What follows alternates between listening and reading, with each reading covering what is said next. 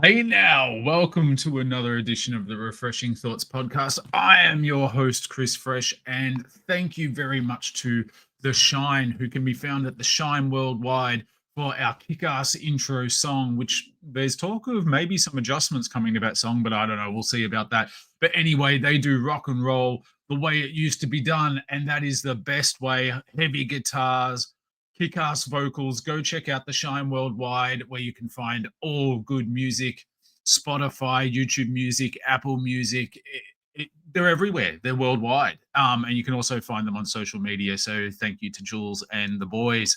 And you can also find Refreshing Thoughts podcast on Instagram at Refreshing Thoughts Pod, or we're on Facebook along with your aunties sharing weird memes. I don't know that I'm sharing weird memes so much. Um, I wanted to jump straight in because something happened last week that sort of didn't seem like it's a big deal in America, but perhaps through listening to Yes Have Some, Geek Dad Life, Toy Anxiety, Gotham City Tonight, sort of those toy geeks, those adjacent podcasts. Ghostbusters Day happened. I believe it's June 8th is Ghostbusters Day. And a lot of people converged to Hook and Ladder, which is the Ghostbusters firehouse in New York. It's still there. So it's my white whale a little bit. I'd love to get there at some time. And even though it was raining, it looked like it was an amazing day. And it's pretty much a celebration of Ghostbusters. And I thought I'd talk about my Ghostbusters fandom a little bit because it's funny. It's Ghostbusters is certainly known, and there are collectors and there's clearly cosplayers and stuff out there. It's a fandom that I'm not actively involved with in terms of I like Ghostbusters, but I don't really talk to people about Ghostbusters, anticipation of what's coming out, talking toys and stuff. I'm not really involved in the community. My love for Ghostbusters is an island unto itself. Though eh, I was talking to Hunter and my son, and I had heard somewhere that he's playing he plays a lot of Fortnite, Rocket League and stuff like that. And there was talk that Ecto One may be available as a playable thing. And I heard him talking to one of his friends on Fortnite, and he goes, "Oh yeah, I've heard that the Ecto One might be available," which I don't know if Dad's a reliable source for this. So Hunter's going to come across as one of those kids that's telling some lies if it doesn't happen. And he goes, "Yeah, my dad likes Ghostbusters, and I like Ghostbusters too. Like we're a Ghostbusters family," and that made me like rap. Like I was so happy. I thought it was so cool that Hunter sort of was just like declaring that, yeah, Ghostbusters, that's our thing. And yeah, for me, it is that because it's funny. I have wrestling friends, while I work in wrestling, but even through fandom, I have wrestling friends.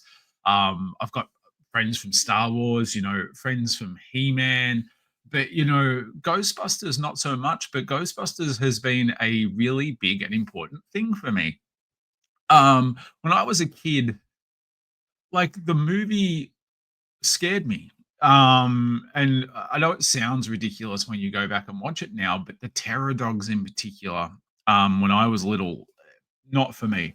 I was very scared of the terror dogs, but I loved there was something cool about the Ecto One and the proton packs, and I found the Ghostbusters funny. And I just liked the whole thing, but it was really the real Ghostbusters cartoon. And it's funny, I like the Filmation Ghostbusters, but that's a discussion for another episode. I quite like them too, and I really like their toys. Very expensive. I don't know if I can get a shot. I can't. I'm not easily of what they look like, but I was right into the cartoon, the real Ghostbusters, and through that, I collected the Ghostbusters toys. They were one of the toy lines that they mustn't have been very expensive because they were one of the toy lines I remember owning all four Ghostbusters. And I can remember, like, if you don't know what a real Ghostbusters toy looks like, it uh, Hang on, give me 2 seconds. Leave across here. I'm going to grab one and hopefully not knock everything down. Can I do it? Done it. So this is my vintage Peter Venkman. One of the cooler toys. So these toys I think are super cool. I always have loved the proton packs. It's funny, as a kid, as you can see, there's a play mechanism on there of the proton stream. I did not love that. I I I think they're pretty good cartoon representations of toys. As a kid, I've changed it. My tastes have changed as an adult. As a kid, I didn't like my play being dictated to me, but I wanted my toys to look like how they were on the screen. Which is funny now, where I'm more of a fan of toys that look more like the toys than necessarily accurate representations of what was on the screen. But I, as a kid, distinctively remember snipping off my proton stream because I thought it was cumbersome and sort of got in the way, and they would break inevitably. But I think they're really cool toys. So I had the four Ghostbusters, and a friend of mine, Craig, who I found out sadly passed away back in the year 2000, which is a whole nother discussion of the existential crisis of hearing that news that it caused, that somebody I sort of, when I was little, was good friends with and played with in primary school and stuff, to think of how much he had missed because he had passed away at such a young age, sort of bummed me out and weirded me out in a way. But let's not get stuck in an existential crisis about our own mortality and how we're hurtling towards the afterlife. Perhaps we can come back as a ghost. But he had this cool toy army Jeep. Like, it wasn't a branded Jeep or anything, but the Ghostbusters toys fit in it. And we used that as our Ecto 1 because we didn't have the Ecto 1. And I can remember so many fun days at school. I would bring my Ghostbusters and he would bring his Jeep, and we would play Ghostbusters at lunchtime in the schoolyard. And it was a really fond memory of mine. And I was also, you'd get the toys and you'd open them up and they'd come in plastic trays. And I can remember getting the plastic tray and pouring water in it and put it in the freezer and trying to make ice Ghostbusters. And that's why it was kind of funny that they brought out a movie called Frozen Empire, because I guess, like, as a 8-year-old, I was trying to create my own Frozen Empire. I don't know why I did that. It was a weird thing. Did you do that? Is that a me exclusive of, the plastic insert trays of pouring water in there and sticking it in the freezer and popping out ice things? It didn't always work, probably didn't most times. But I've got a distinct memory of doing it. And yeah, like, Ghostbusters meant a lot to me. And, I had I now remember, well, I don't remember it being called Green Ghost. I just always called it Slimer, but for whatever reason, they didn't call Green Ghost. They didn't call Slimer Slimer. They called it Green Ghost. And I had that. I didn't have Stay Puff. I had Bad Bones, the skeleton where the rib cage opened up and the eyes popped out and stuff.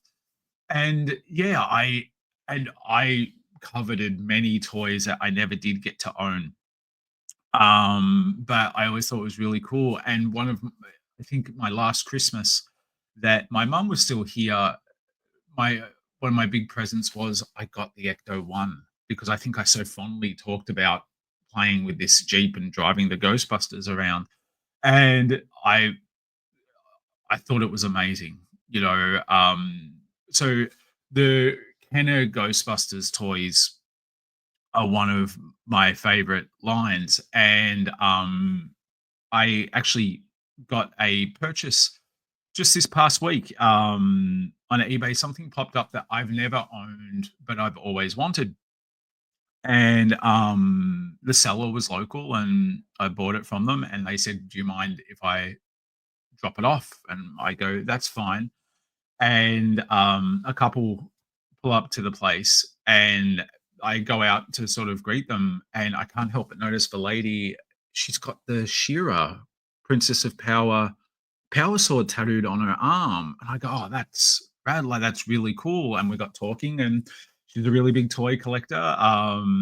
Her partner, he wasn't so much a big toy collector, but he still sort of found it cool. It was funny, they were looking at my collection, and he was drawn to the 66 Batman toys. I've got some Mattel 66 Batman toys, and it's just funny that I like that even if toys aren't your thing, I bet there's always gonna be something that twinges at you just a little bit and triggers a memory or something fond in your life, and it caught you, and he was really drawn to the 66, Batman stuff. But I did wanna show off what I got, and I've always wanted this, and it's in really great condition, so I am wrapped. I got myself the Ecto 2 chopper, slash motorbike. And I just think, like, how cool are toys like this? Like, I don't want to rag on toys today because I know they're trying and kids don't play with toys a lot. But I would have loved to get some. Oh, look, it works.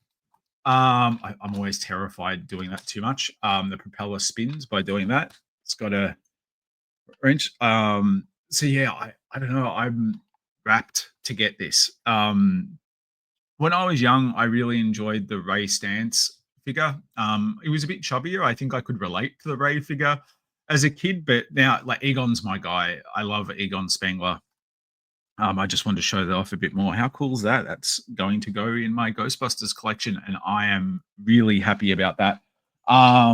Those toys to me, just it's very toyetic is the term that we use now, and just evokes so many fond memories. And yeah, so they had Ghostbusters Day. It looked like so much fun. They were dancing in the rain. There's a guy that calls himself Baby Belushi, and he dresses up as Jake Blues, but he's made himself a custom blues black flight suit from Ghostbusters. And he was dancing in the rain to the Spice Girls in front of the firehouse. And combining the Blues Brothers, Ghostbusters, and Spice Girls, it was like a fever dream for me of I can be a bit of a crumb bum sometimes, of staying away from fun and looking at it from afar, not wanting to get involved. But this just looked like the best time ever. And I just would have loved to have been there. I would have been upset about the rain and how cold it is. It is freezing in here at the moment, but I would have had so it looked like so much fun. I would love to get to one day, although it's very expensive to get to New York.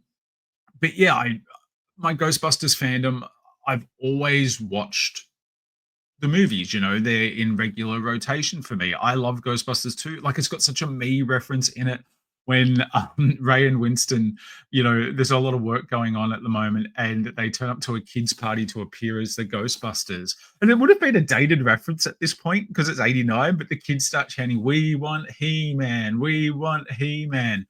And I remember loving that.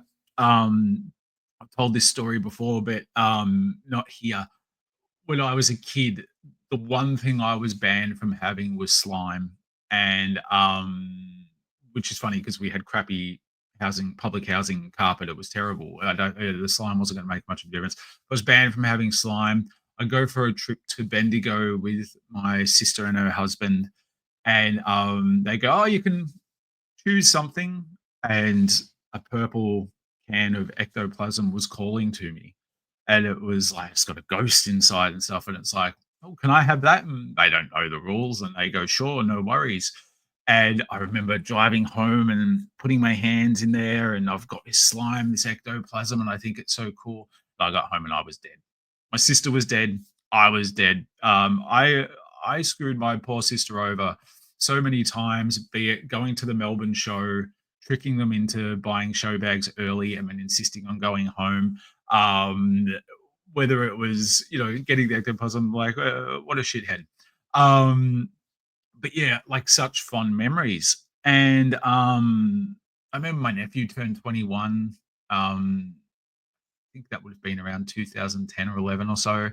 And I dressed up as a Ghostbuster for it. And it weirded me out that people were going, "So who are you dressed as?" And I'm like, "Got a proton pack on and a flight." "No, you don't." No, and it was like, wow, Ghostbusters is really out of people's consciousness.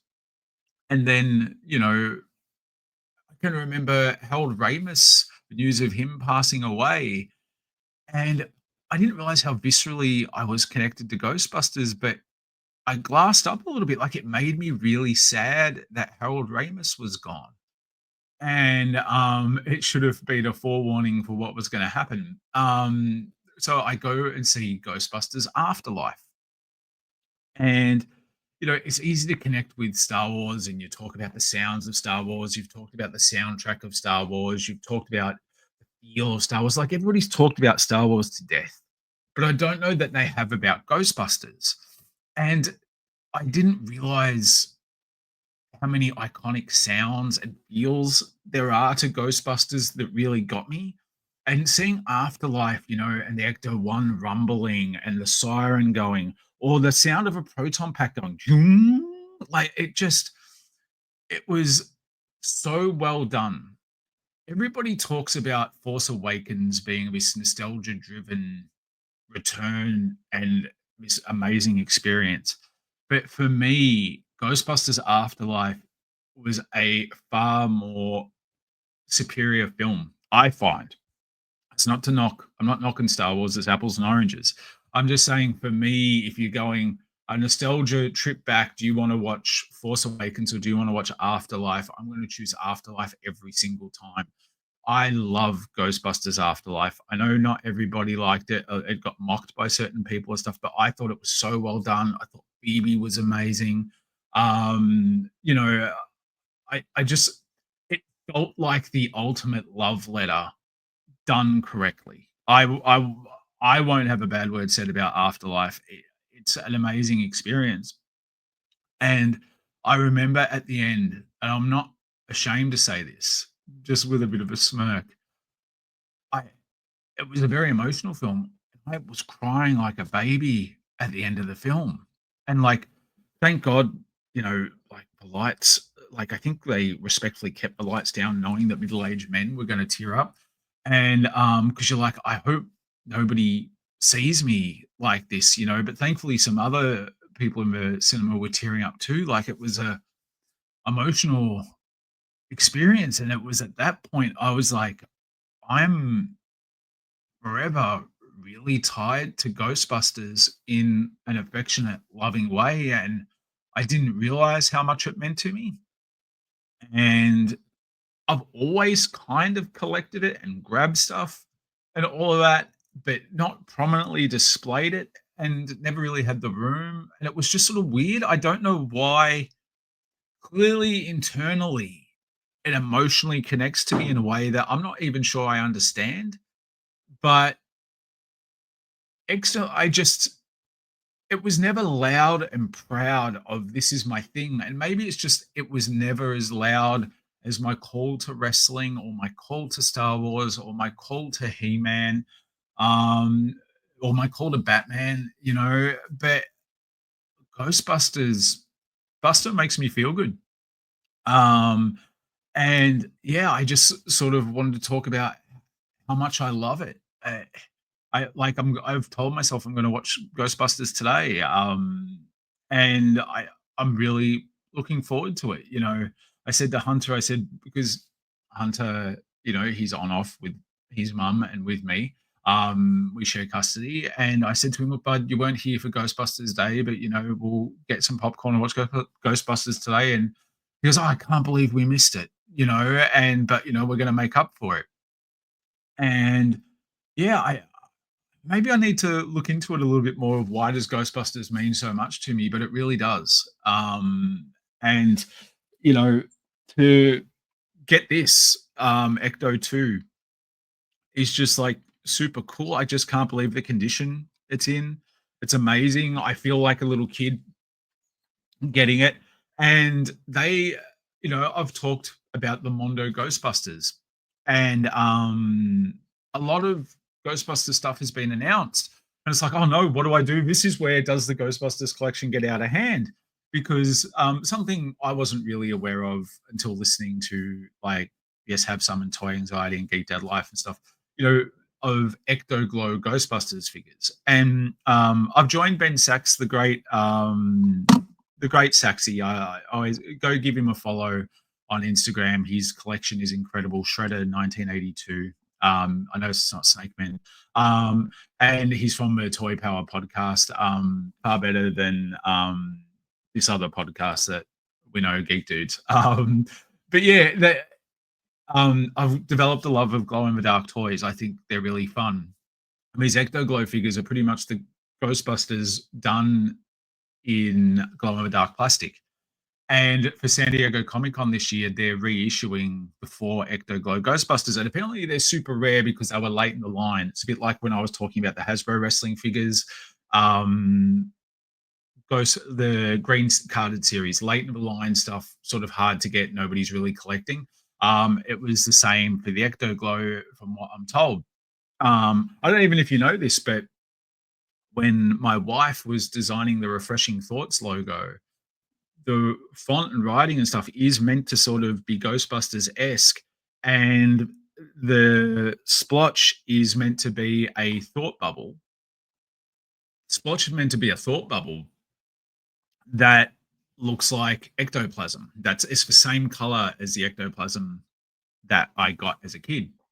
Like, yeah, so they're re-releasing the Ecto Glows, and then they announce they're going beyond it, and they're going to do some ghosts. They're going to do an Ecto One. They're going to do all this stuff, and I'm like, I'd love to collect all of this. This is all amazing. I'm not quite sure where I'm going to put it because I did back a HasLab Ecto One that's going to come out, and it's funny with the Ecto One.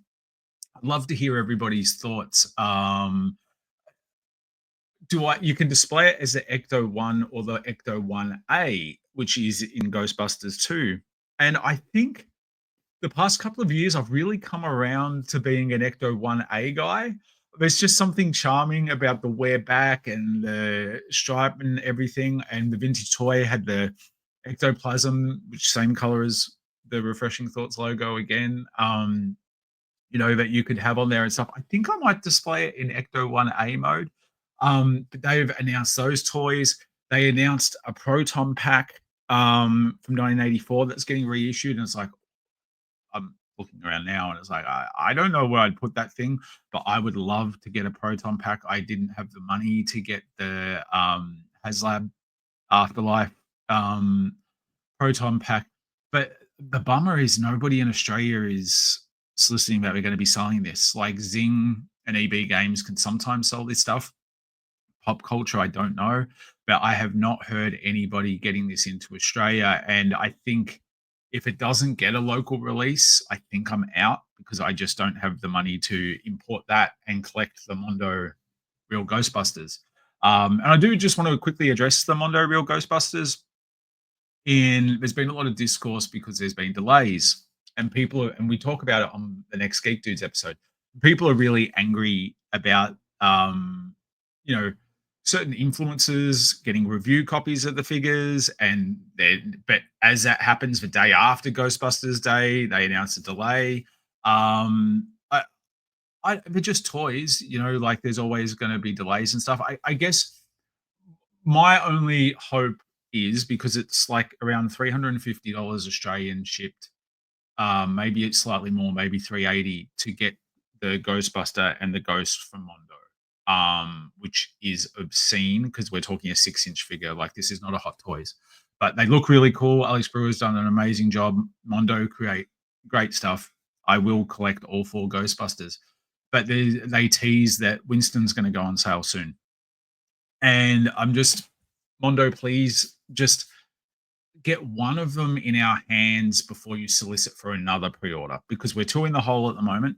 And it just helps collectors get a bit of breathing room. I understand everybody, they're fighting for our collector dollar, and there's only so much to go around, and if you snooze, you lose.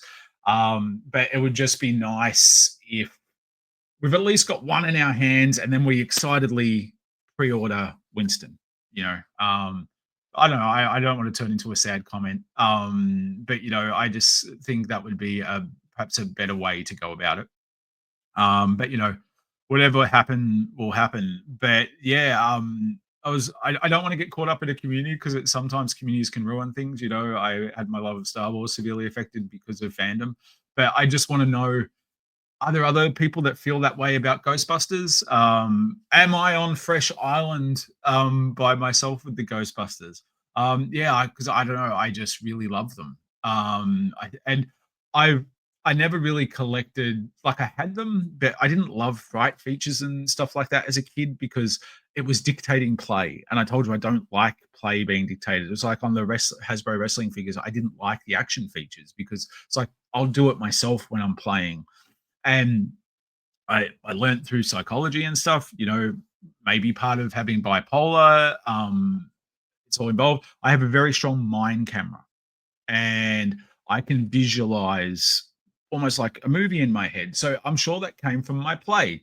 It helps me when I write wrestling shows and stuff. I can visualize exactly how it's going to play out. When I'm writing a show, I'm watching the show in my head as it happens. And I realize I might sound like a crazy person as I'm saying that, but hopefully it makes sense. And I used to do that as I played, and I didn't like play being dictated, but now I love fright features. I love all of that stuff. I think it's so much fun.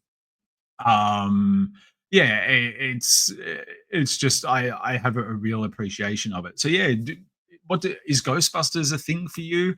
I've heard some of the fandom in Australia. Like, I don't know all of them, but some of them can be a little bit militant when it comes to cosplay and events and stuff like that. That always bums me out a little bit. I don't know if it's how true it is or if just a couple of people had bad experiences, because I'm always like, fandom, just let everybody in, accept everybody, let everybody have their fun in their own way. Because you don't want to take away their fun. But I know a lot of them do a lot of good too. They'll go visit hospitals dressed up as Ghostbusters and stuff like that. And I think that's rad. Um, Really cool. So yeah, love Ghostbusters. But I'm going to transition to something else now. I've had an arrival, and I thought, why not unbox it live on air and see what we think. So I'm not going to show my address. I got a box like this, and pretty nondescript box, but I've got my orange knife of justice that offended Paul Jones, the producer of Geek Dudes and Hey Hey It's a Podcast, greatly once when I pulled this knife on him. I wasn't going to do anything with it. But yeah, I'd like to wish a happy birthday to Jonesy and his lovely partner, Lady J.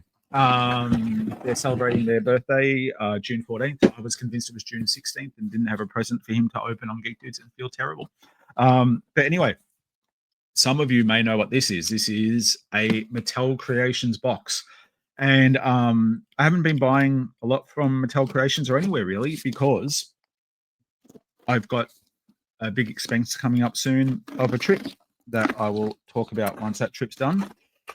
But here we go. What am I going to open up from the Mattel Creations box? How hilarious would it be if it's not what I ordered? We're going to lift up like this. Oh, look at that. It is the Master Universe Origins Horde Despara, or Despera. I call it Despara. Despara sort of sounds cool. First came across her in the comic books. There's that cool. Oh, look at Despara. Despara is laying waste to. Is that King Hiss there? Snakes. That is an unintentional slight on Saxy there, as the Horde is taking out the Snake Men. And Hordak's going, Chris Fresh is right. Take out that Snake Man. But I just think this comic and this character and this story is really cool. In the latest Masters of the Universe cartoon on Netflix, the Kevin Smith series, she got introduced at the end. And if you don't know the lore of Despara, it is actually Adora, not realizing who she is and being raised by the Horde. If my memory serves me correct, it's been a long time since I've read the comics.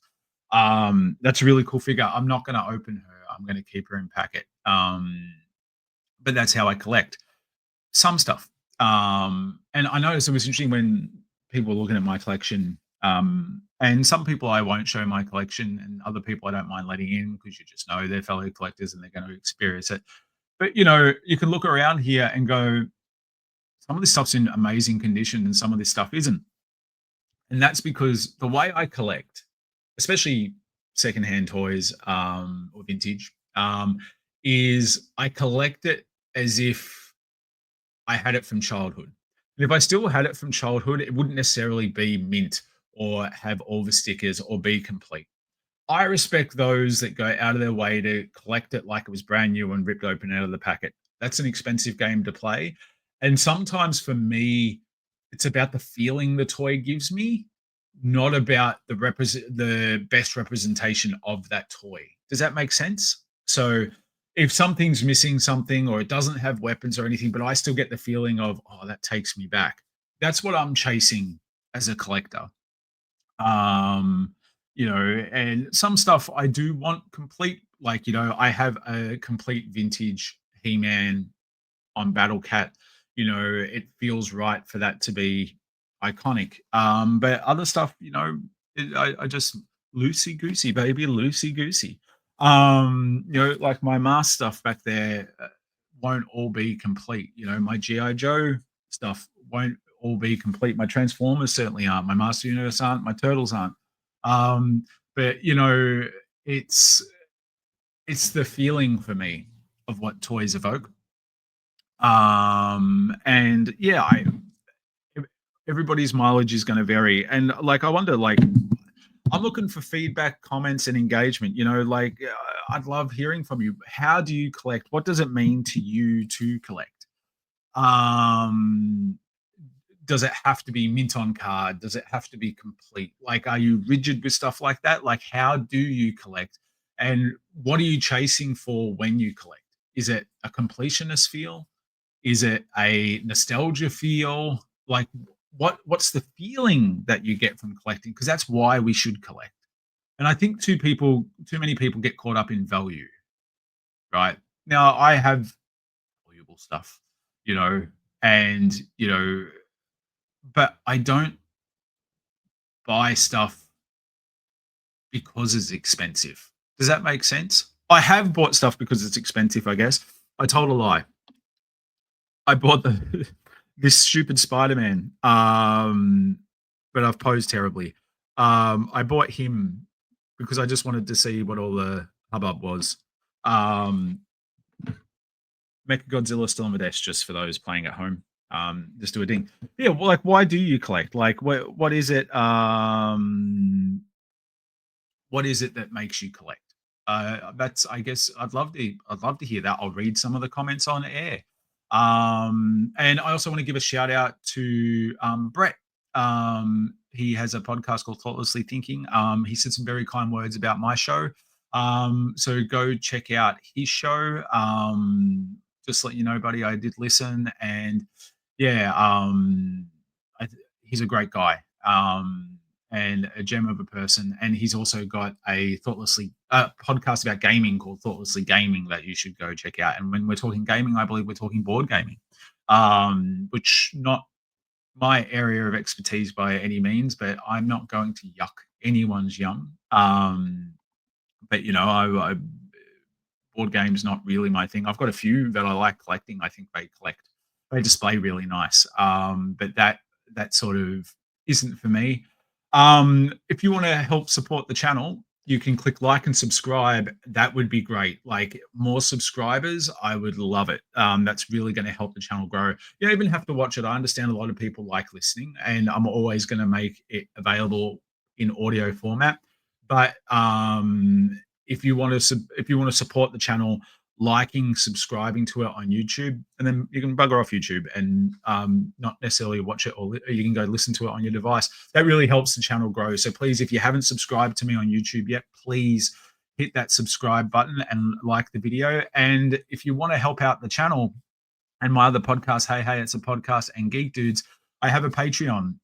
If you've got a spare $5 Australian a month, it would really help go towards StreamYard costs and transistor costs where we host our podcast. That's at patreon.com/c/refreshing thoughts podcast/membership.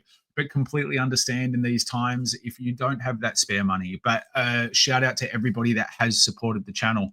I have been wanting to think of ways to perhaps give you something, a bit of an exclusive. You know, a Christmas card is coming your way towards the end of the year, but perhaps some bonus content for those that subscribe. I just don't want to promise something and not deliver, because so many people with Patreons do that, and I don't want to do that. You know, I don't want to be leave you feeling ripped off. You know, so I appreciate that you've just blind faith supported me and the content that we've put out there.